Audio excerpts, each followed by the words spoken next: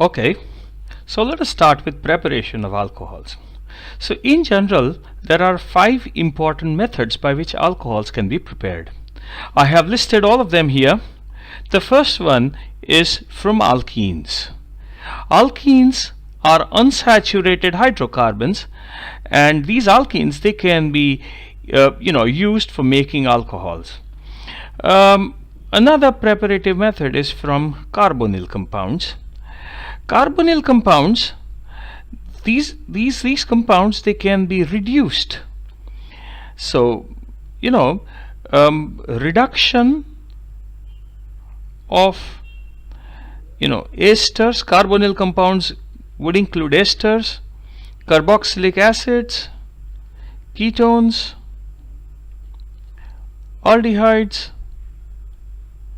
All these, when reduced using hydride donors, reduction of all of these using hydride H- donors, right? So using hydride donors we can get alcohols.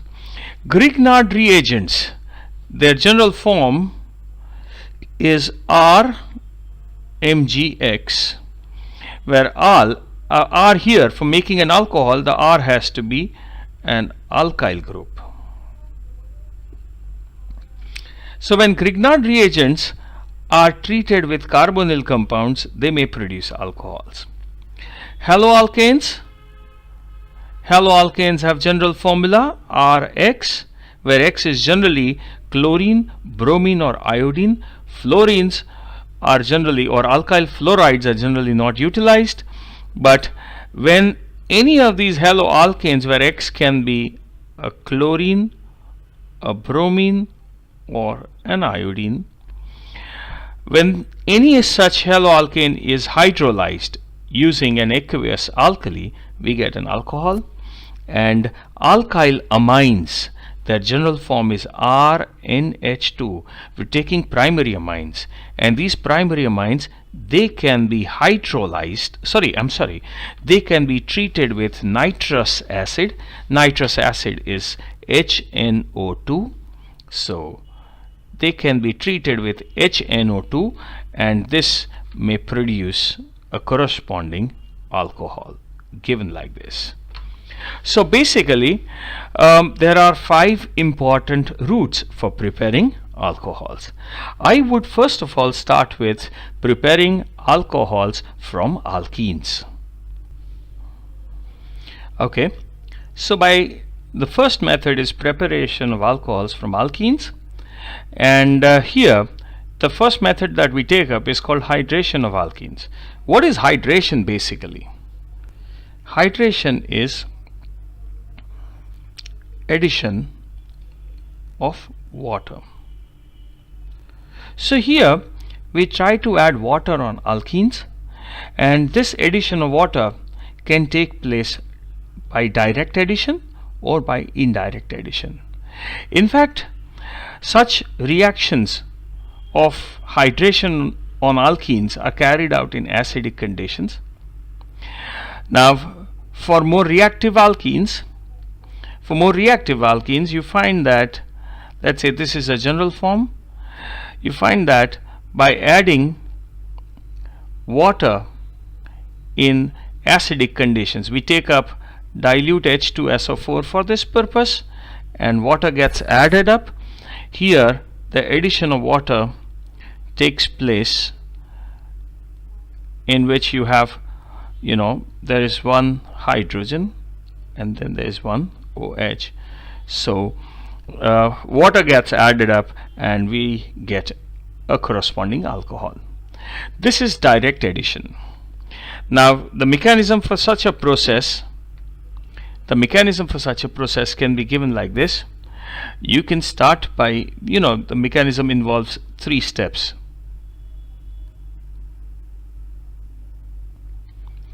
The first step, that when you take dilute acid, the H plus which is released from acid generally combines with water to form H3O plus. Now here there is addition of H plus on the pi system.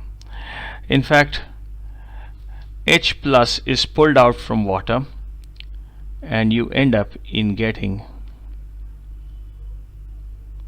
H and a carbocation. So step number 1 is addition of a proton, or we call this as protonation.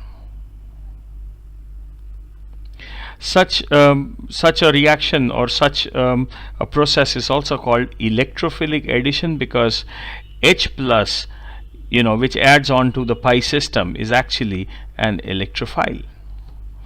Now the second step here would be what you have seen here is a carbocation, and this carbocation now has a nucleophilic attack of water. You know that water has a nucleophilic center, that is the oxygen which it has, and this oxygen has 2 lone pairs. So oxygen attacks the positively charged carbon. This is basically an empty orbital. Positive charge would mean an empty orbital on carbon, and this empty orbital now is used for overlapping with filled orbitals of oxygen. Lone pairs here would mean filled orbitals, and these filled orbitals now overlap with empty orbitals here on the carbon. Now this would result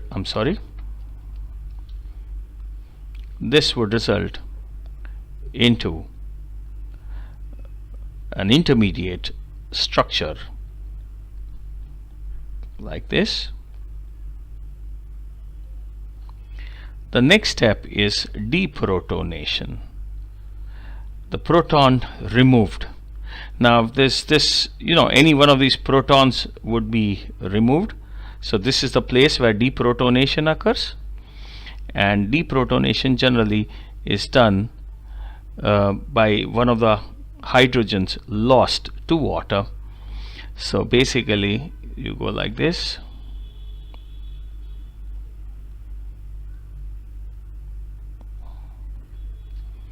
and then there is this water, H2O, 2 lone pairs, and what we get now is a proper alcohol.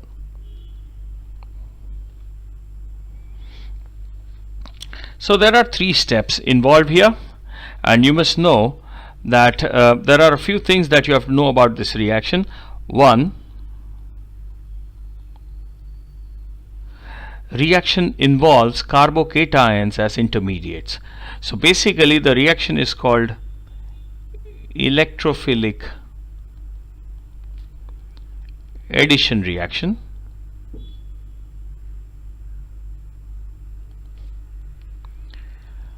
Carbocations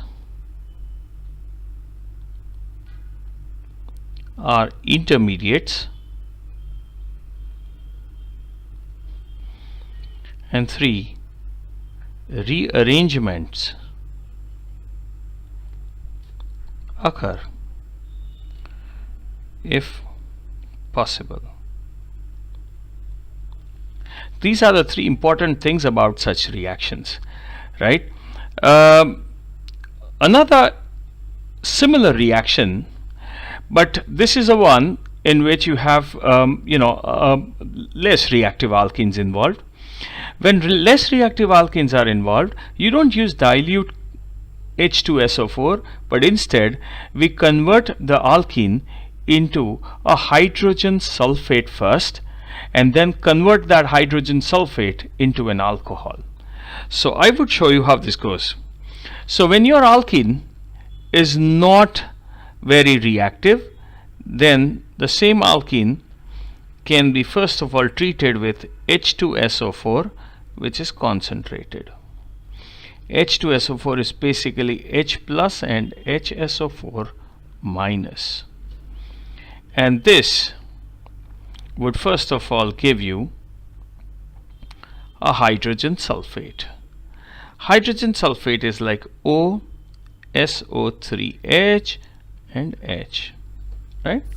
This is a hydrogen sulfate, and this is the first step that happens. In the next step, the hydrogen sulfate, which is formed, is treated with boiling water. You just need to remember here that OSO3H is a good leaving group. So OH from boiling water would replace it, and you have this, and you get, I'm sorry, I can draw this again a little, H, C, and then you have this OH plus H2SO4 is reformed. Once again an alcohol gets formed, but this is again a case where first of all hydrogen sulfate of alkene is generated, right? So many alkenes which are less reactive, they follow this mechanism of forming an alcohol, right? What do you think? Any reaction which proceeds through formation of most stable carbocation, right? Such additions always follow Markovnikov generally, right? So if you have an unsymmetrical alkene taken, and if you try to add dilute, or if you try to react it with dilute H2SO4, basically it is all about adding H plus and OH minus. So by rule, where would your H plus move and where would your OH minus move? Let us first of all protonate this, right? So you have your H plus getting added onto the pi bond in such a way that more stable carbocation gets formed. Obviously you have, you know, CH3 CH. Now if I add H here, then I get CH2 plus, option 1. And so if I add H here, then this is option 1. And if H gets added here onto this carbon here, then I get option 2. What is that? CH3 CH plus and CH3. Now of these two, which of the two do you think is more stable? It goes by the carbocation stability. This is more stable because it is secondary. This is more stable, and that's because it is a secondary carbocation. This is primary, so I'm writing more stable. You know that all reactions have to proceed through formation of most stable carbocations, so obviously this is going to be your major product. So finally your major product now is going to react further. So CH3 CH plus and CH3 now has a nucleophilic attack of water, where lone pair of oxygen, they generally attack, and you have OH2 plus and CH3. I'm quickly not going into the details, I'm quickly giving you the deprotonation. This is nucleophilic attack.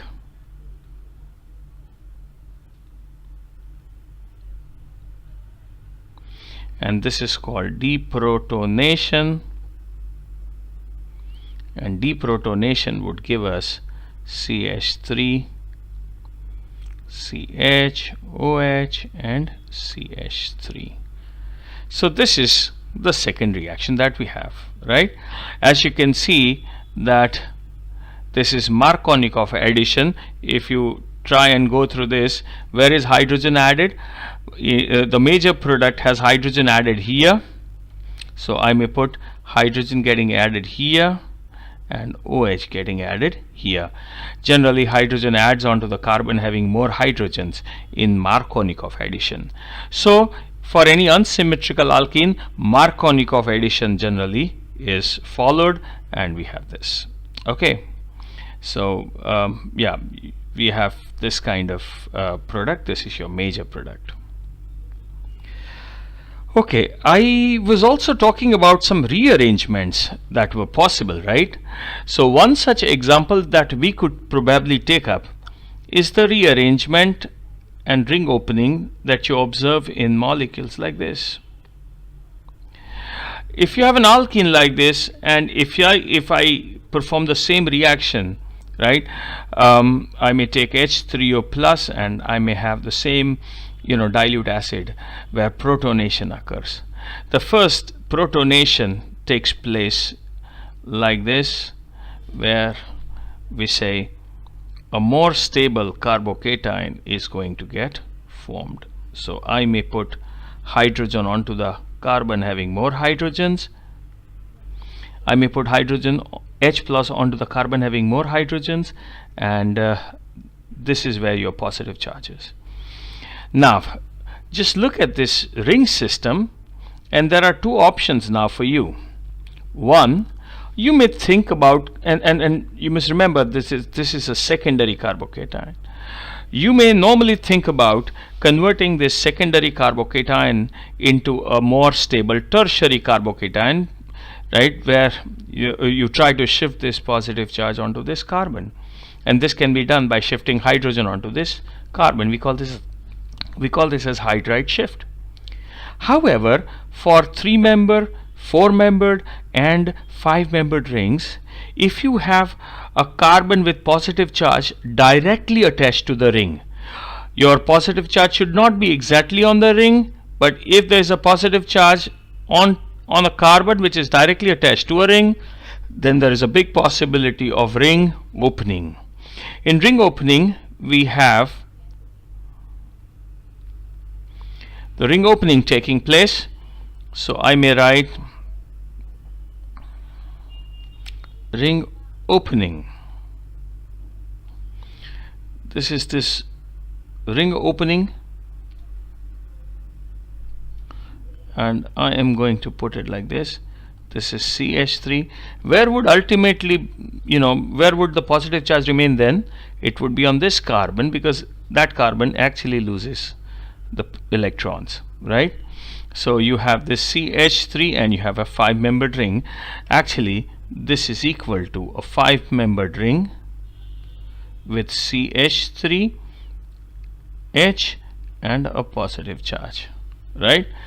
Now this is a secondary carbocation, once again, even after the ring opening. So this secondary carbocation can be converted into a more stable tertiary carbocation. We call this as hydride shift. 1,2 hydride shift, which may give us a more stable tertiary carbocation. This tertiary carbocation now gets added up with water.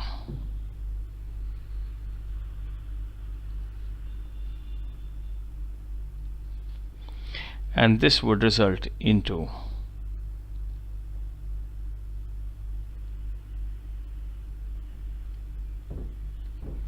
something of this kind, and it would give us, this is deprotonation, the last step. I may not every time give all the details of that, but this is minus H plus, and we get our major product. This is your major product. This is 1-methyl cyclopentane 1-ol, right? So I think this is a good example which involves a shift, which also involves a ring opening. But remember, generally ring openings always get more preference over the shifts. So if you have a hydride or a methyl shift possible, however, you may always give more preference to the ring opening, right? So this is about one of the good examples of how ring openings and shifts can be done.